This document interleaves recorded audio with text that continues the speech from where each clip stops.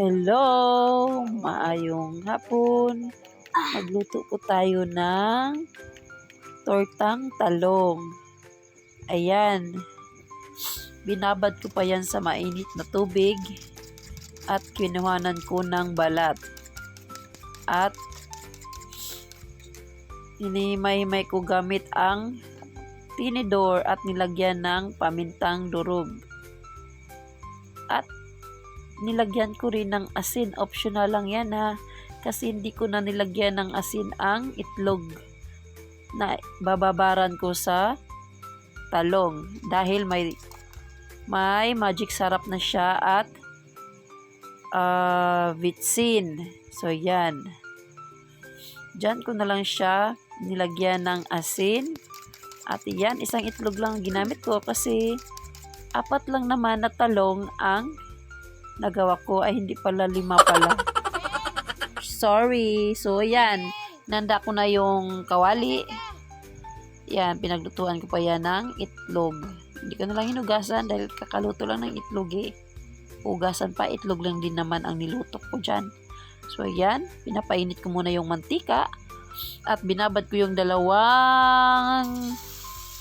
eggplant sa itlog doon sa may panaksan para nuot-nuot yung lasa niya. Ayan. So yummy. Ayan. So, luto na kasi yan. So, hintayin na lang natin na maging golden brown yung sa likod niyan. Tapos, ibaliktad na natin para magkabilaan silang mag-golden brown. So, ayan.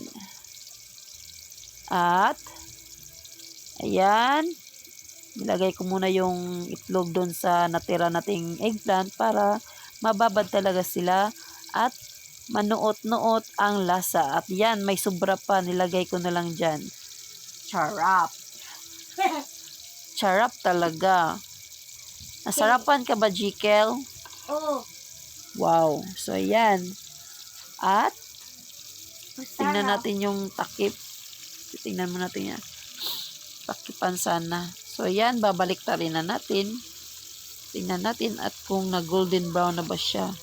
Dumidikit talaga siya, no? Doon ka, tol!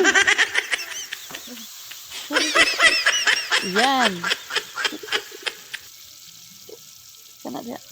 Ayan. Bus. Ayan, na golden brown na siya.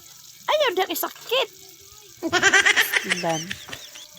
Bilang aman.